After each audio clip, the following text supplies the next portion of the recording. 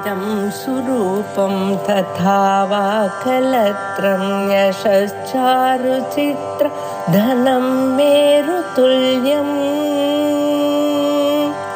मनश्चेन लग्नं गुरोरङ्घ्रिपद्मे ततः किं ततः किं ततः किं ततः किम्।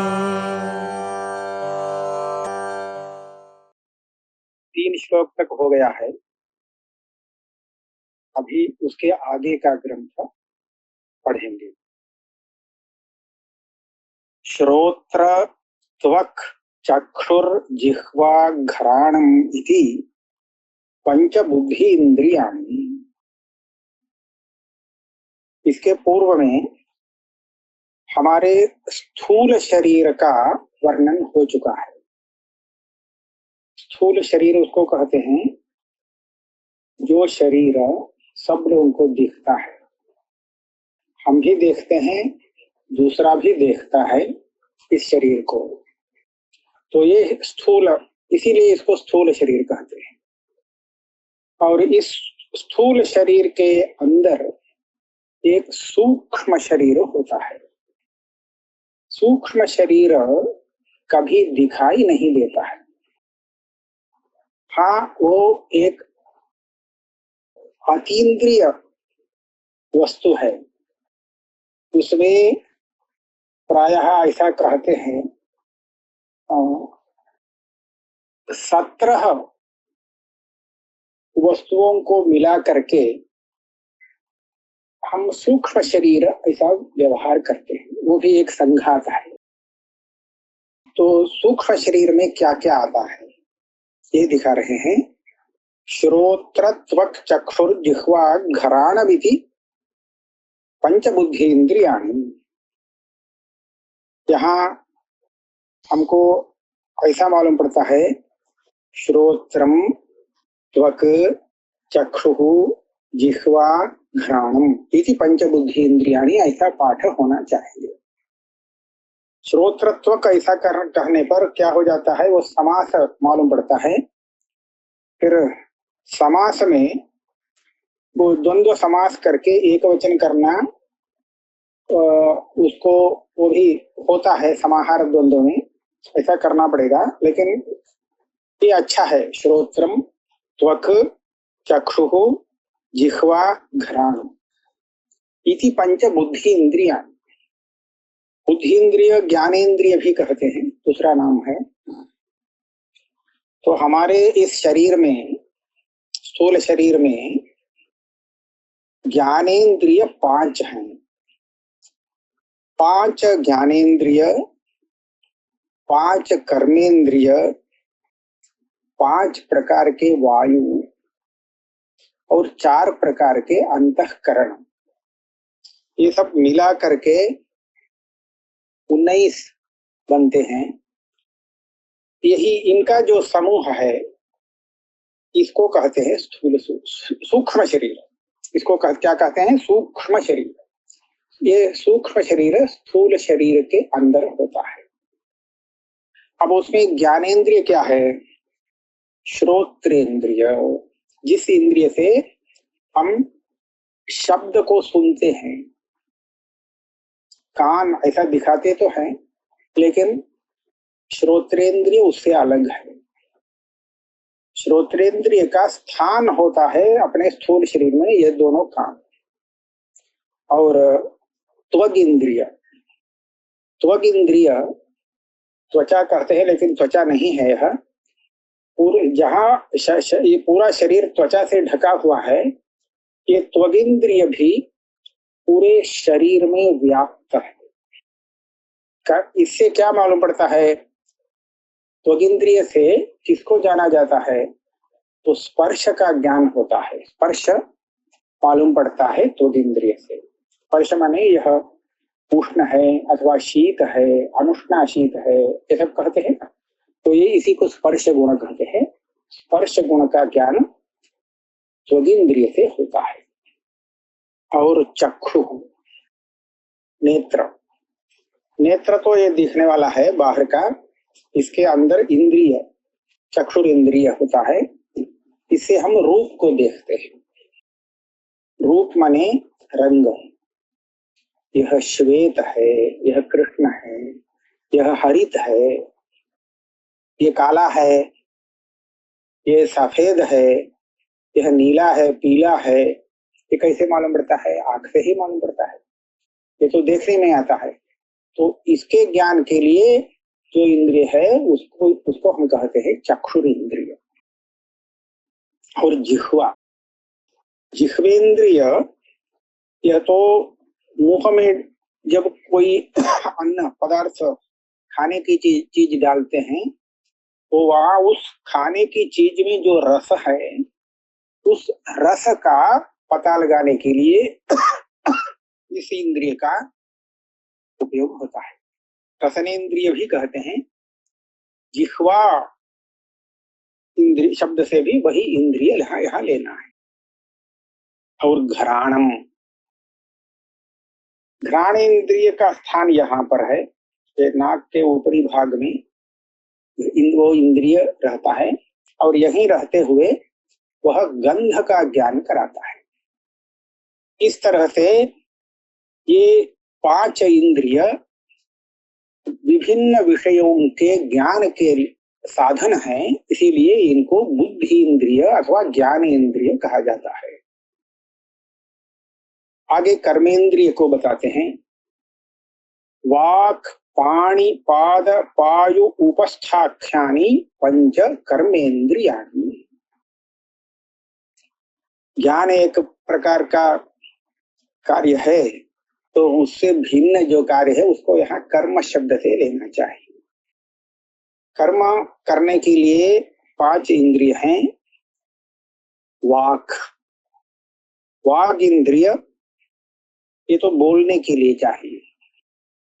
वाग इंद्रिय जो है उसी के कारण हम बोलते हैं। वाग इंद्रिय जिसको काम नहीं करता है तो वह मूक होता है, तो वह बोल नहीं सकेगा। यह कर्मेंद्रिय है, बोलना एक काम है, कर्म, तो उसका साधनीभूत इंद्रिय है वाग इंद्रिय। पाणी इंद्रिय, हाथ में यह इंद्रिय बैठा है, दोनों हाथों में, और हाथ से हम जो भी काम करते हैं उसका साधन बनता है यह इंद्रिय। उस काम के लिए यह साधन है, ये भी एक कर्मेंद्रिय है।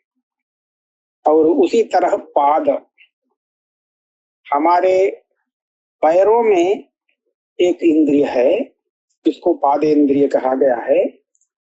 यह चलने के लिए इस इंद्रिय का उपयोग हम करते हैं। तो पैरों से हम चलते हैं तो उसका, इस इंद्रिय का वहां पर काम है। और पायु और उपस्थ, पायु इंद्रिय वह होता है जो अब हमारे उदर में स्थित मल को बाहर निकालता है, उस समय इस इंद्रिय का उपयोग होता है। और उपस्थ इंद्रिय, यह जननेन्द्रिय का काम करता है, इसी को हम जननेन्द्रिय भी कहते हैं। उपस्थ, ये 5 कर्मेंद्रियाणि, पंच कर्मेंद्रियाणि। ये सब इंद्रिय देखने वाले नहीं हैं, सब अतीन्द्रिय वस्तु है। उसके बाद प्राण, अपान, व्यान, उदान, समाना इसी पंचवायवः,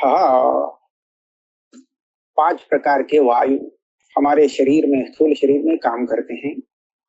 उसमें प्राण, अपान, व्यान, उदान, समान, इनका भी अलग अलग से काम है। प्राण क्या करता है? प्राण वायु कहते हैं ना, तो हम प्रतिक्षण ये काम करते हैं, अपने नासिका, नाक अथवा मुंह द्वार से वायु को बाहर निकालते हैं और अंदर खींचते हैं, जिसको हम श्वास उच्छ्वास प्रक्रिया ऐसा कहते हैं। ये जो श्वास उच्छ्वास प्रक्रिया है, मतलब बाह्य वायु को अंदर खींचना, सांस लेना, अंदर खींचना फिर बाहर छोड़ना, ये दोनों काम प्राण वायु का काम है। और अपान ये दूसरा वायु है, यह वायु अपने शरीर में क्या काम करता है? तो बाहर शरीर में अंदर गया हुआ जो भाग है, भोजन का भाग, जिसका शरीर में उपयोग नहीं है, बाहर निकालना पड़ता है, तो उसको निकालने में इसका उपयोग होता है अपान वायु का। इस अपान वायु के का कार्य से ही हमारा मल बाहर निकलता है। और व्यान व्यान वायु हमारे संपूर्ण शरीर में व्याप्त है। और व्यान वायु का एक उपयोग उस समय होता है जब हम बलपूर्वक कोई काम करते हैं, तो वो बल देता है यही व्यान वायु। ऐसा छांदोग्य उपनिषद में उल्लेख है। अप्राणन अनपानन, जब बलपूर्वक करने का जो काम है उसको करते हैं तो हम श्वास और उच्छ्वास को भी रोक लेते हैं। दृढ़ता से उस काम को करना पड़ता है, तो उस समय व्यान वायु जो है ये काम करता है। और उदान वायु है। उदान वायु का स्वभाव है ऊर्ध्व गति, ऊपर ले जाना। वो कब उसका काम आता है? इस शरीर में जो जीव है, इस जीव को जब अंतिम अवस्था में बाहर निकलना पड़ता है, तो इसको बाहर निकालने के समय में उदान वायु का उपयोग होता है।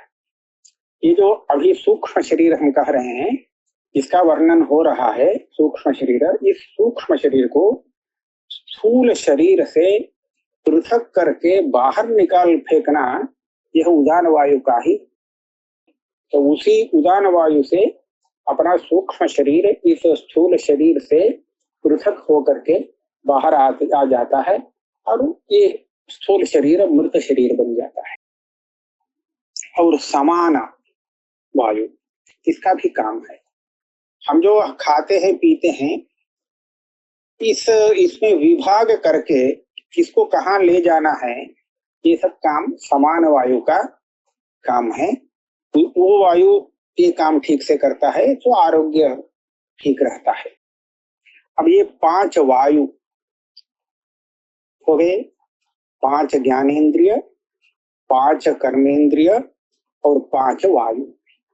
इसके अतिरिक्त मनो बुद्धि अहंकार चित्तम इति अंतःकरण चतुष्टयम्, एक अंतःकरण भी होता है। अंतःकरण का बहुत काम है। अभी जो ज्ञानेन्द्रिय अथवा कर्मेंद्रिय का वर्णन हुआ, ये सभी ज्ञानेन्द्रिय कर्मेंद्रिय अंतःकरण की सहायता के बिना कोई नहीं कर सकते।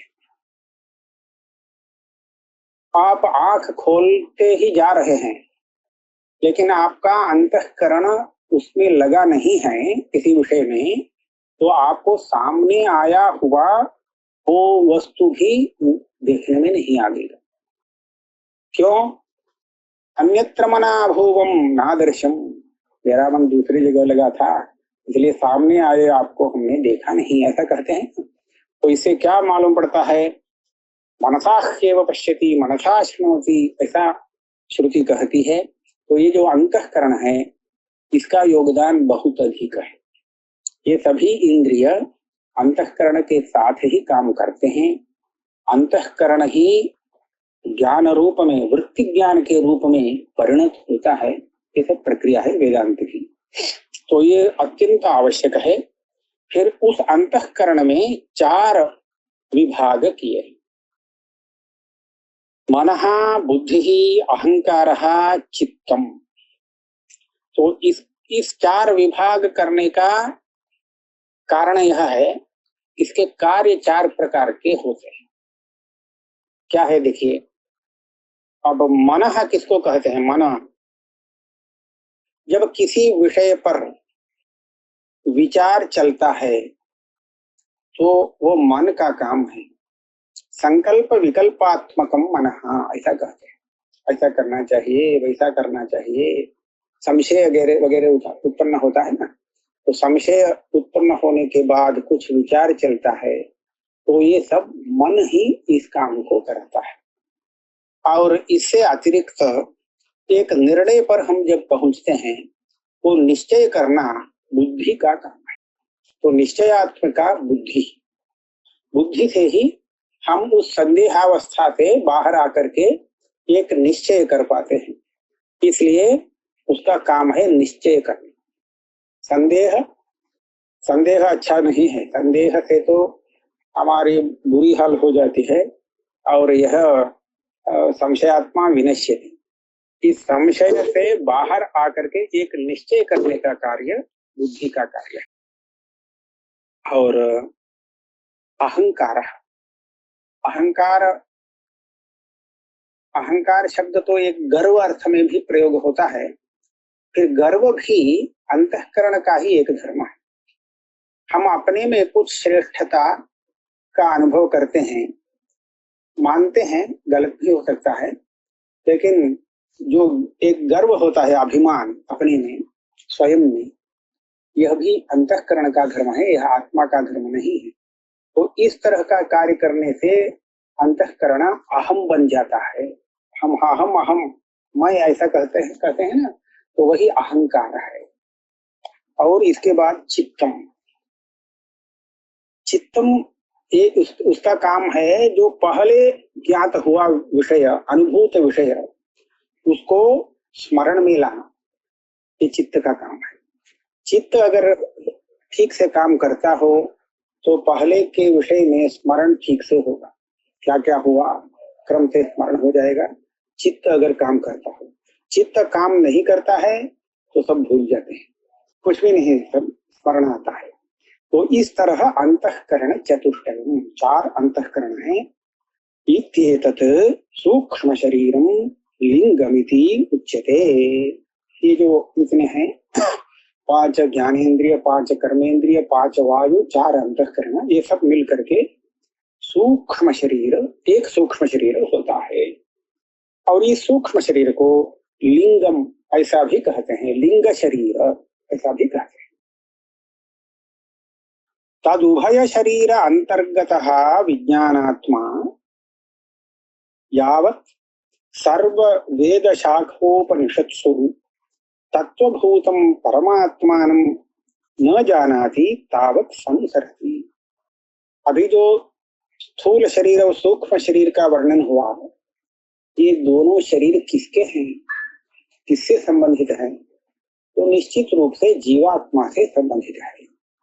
जब तक जीवात्मा इन 2 प्रकार के शरीरों से संबंधित होता है और जब तक उसको परमात्मा का वास्तविक स्वरूप पता नहीं रहता, तब तक यह जीवात्मा संसारी बना रहता है। तदुभय शरीर अंतर्गतो विज्ञानात्मा, लेकिन 2 शरीरों से युक्त होने के बाद भी उस आत्मा का स्वरूप तो चैतन्य ही है, चैतन्यात्मक, ज्ञानात्मक ही है। इसीलिए कहा विज्ञानात्मा। अब दूसरे वस्तु से संपर्क होने के बाद भी चैतन्य चैतन्य ही होता है। तो इस तरह आत्मा आत्मा ही है। हाँ, दूसरे शरीर, सूक्ष्म स्थूल शरीरों से उसका संपर्क हुआ, संबंध हुआ, तो इसलिए दूसरे प्रकार से वह दिखता है, देखने में आता है, व्यवहार में आता है, लेकिन है तो वह चैतन्य स्वरूप। इसीलिए विज्ञान आत्मा ऐसा कहा। अब ये जो उसको परमात्मा तत्व का ज्ञान वो कैसे होगा, तो इस तत्व का प्रतिपादन उपनिषद में है। यावत, जब तक सर्व वेद शाखोपनिषत्सु तत्वभूतम परमात्मानं न जानाति।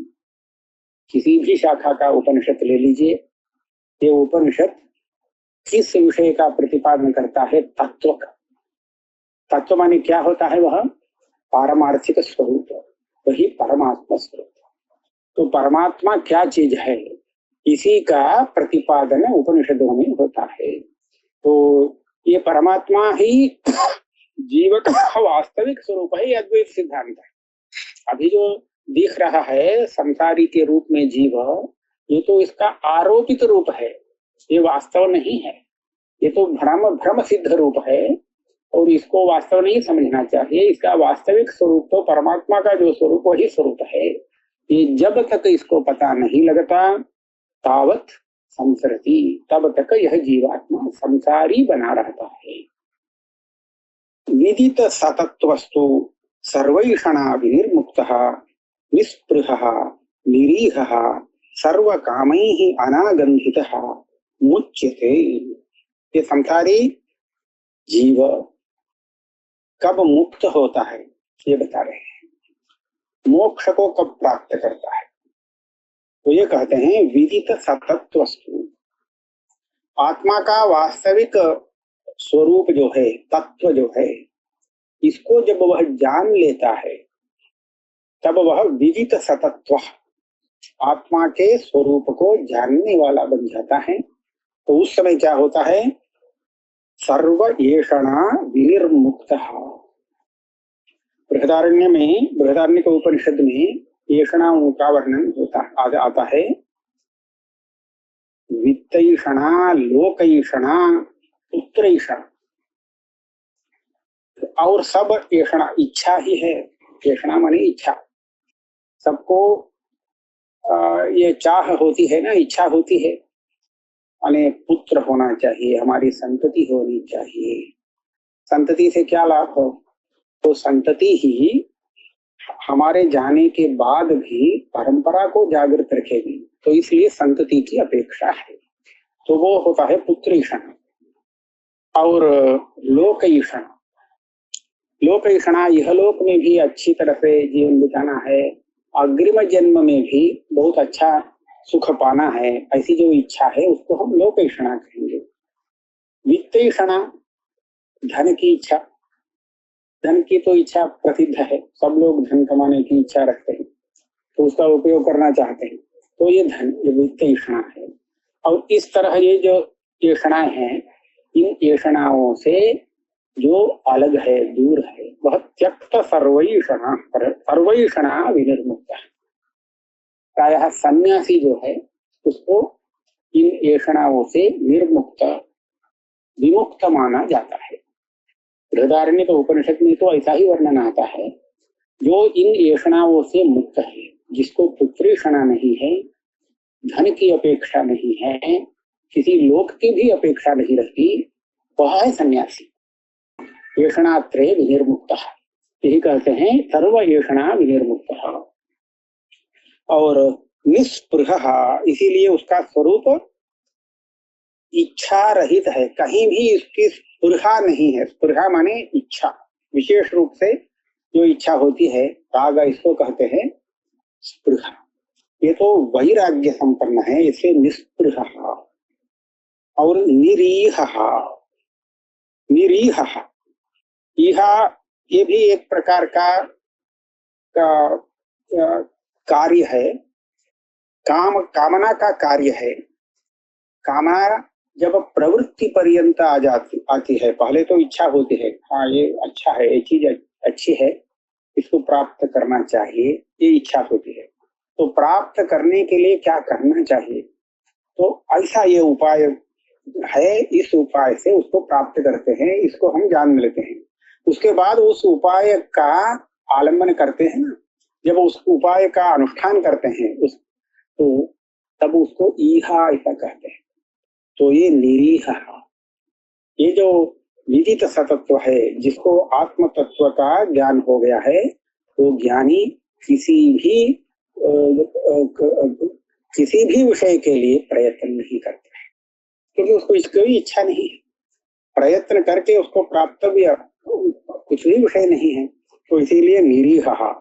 सर्व कामैः अनागंधितः, सर्व काम, काम शब्द से आप इच्छा का जो विषय है उसको भी ले सकते हैं। अनेक जगह काम शब्द कामना विषय इस अर्थ में भी प्रयुक्त होता है।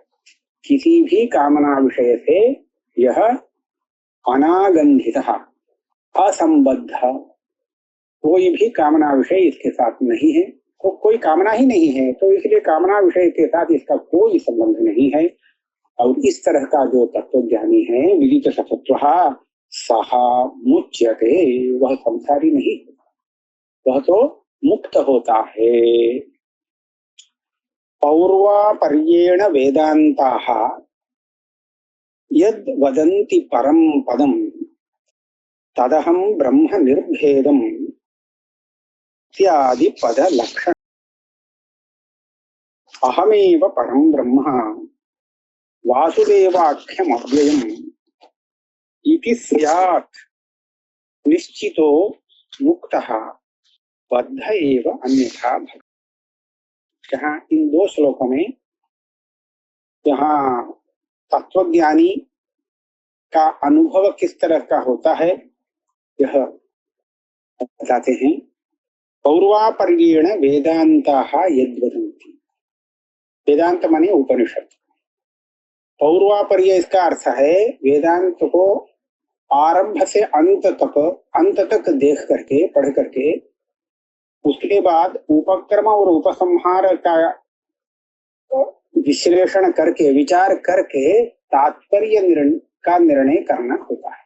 कहाँ क्या आरंभ हुआ और कैसे समाप्ति हुई, इन दोनों का विचार करके संपूर्ण उपनिषद का तात्पर्य क्या है इसका निश्चय करते हैं। ये पौर्वापर्य उपक्रमोपसंहार एक तात्पर्य लिंग ऐसा कहा जाता है। इसके द्वारा हमको पता चलता है यहाँ प्रधान प्रतिपाद्य विषय क्या है, उसी को हम तात्पर्य विषय भी कहते हैं। और इस तरह देखेंगे तो इन तात्पर्य लिंगों से 6 तात्पर्य लिंग बताए गए हैं। उपक्रमोपसंहारो अभ्यासः अपूर्वता फलम अर्थवादः उपपत्तिः इत्येतत् लिंगम तात्पर्य लिंगम, तात्पर्य निर्णय ऐसा श्लोक है। तो इन तात्पर्य लिंगों का उपयोग करके अगर हम देखते हैं तो वेदांत का प्रधान प्रतिपाद्य विषय क्या है, तो वह है परम पदम यद् वदन्ति सर्वे वेदाः यत् पदम आमनन्ति। पदम का अर्थ प्राप्तव्य, वास्तव में प्राप्तव्य वस्तु वही है। वो क्या चीज है? आत्म तत्व, आत्मा का वास्तविक स्वरूप। तदहम ब्रह्म, वो जो ब्रह्म है, ब्रह्म तत्व कहे आत्म तत्व कहे, वो दूसरा कोई नहीं है, वही मेरा स्वरूप है। तदहम ब्रह्म निर्भेदम, तो इसमें कोई भेद की संभावना भी नहीं। एकमेव अद्वितीयम, ऐसा मेरा स्वरूप है, ऐसा जब जान लेता है। और इसी को उपनिषद कहती है सत्यादि पद लक्षणम सत्यम ज्ञानम अनंतम ब्रह्म। ये उपनिषद किसके बारे में कहती है? मेरा जो वास्तविक स्वरूप है उसी को बोल कहती है यह उपनिषद। अहमेव परम ब्रह्म वासुदेवाख्यम, जिस परमात्मा को हम वासुदेव इस शब्द से जानते हैं वही है मेरा भी स्वरूप। अहमेव परम ब्रह्म, मेरा स्वरूप उससे पृथक है ही नहीं। इति स्यान् निश्चितो मुक्तः, ऐसा जिसको निश्चय हुआ है वह मुक्त है, वह संसारी नहीं। तो आत्मा को कैसे देखता है? अहम ब्रह्मास्मि, ऐसा अनुभव करता है। तो ये तो ज्ञानी है, इसको आत्मा में कोई संसार का लेश भी नहीं दिखता, इसलिए वह सर्वदा मुक्त है। यह सदा मुक्त एव सः। और इस तरह का ज्ञान जब नहीं हुआ है, किसी को नहीं हुआ है, तो उसको हम कहेंगे बद्ध, वह संसारी है। बद्ध एव अन्यथा भवे, अन्यथा इस प्रकार का ज्ञान जिसको हुआ नहीं है और वह अपने को संसारी समझता है, वो संसारी ही है। तो जैसा अपने को समझ रहा है वैसे ही है, वह बद्ध ही है। अब इस बंध से मुक्ति पाने का एक ही उपाय वेदांत में कहा गया है, आत्मा का वास्तविक स्वरूप को पहचानना। वही एक ही इसका उपाय है। अगर नहीं पहचानते हैं तो वह संसारी ही रहेगा, और जान जाता है अपने स्वरूप को तो वह मुक्त हो जाता है। ठीक है।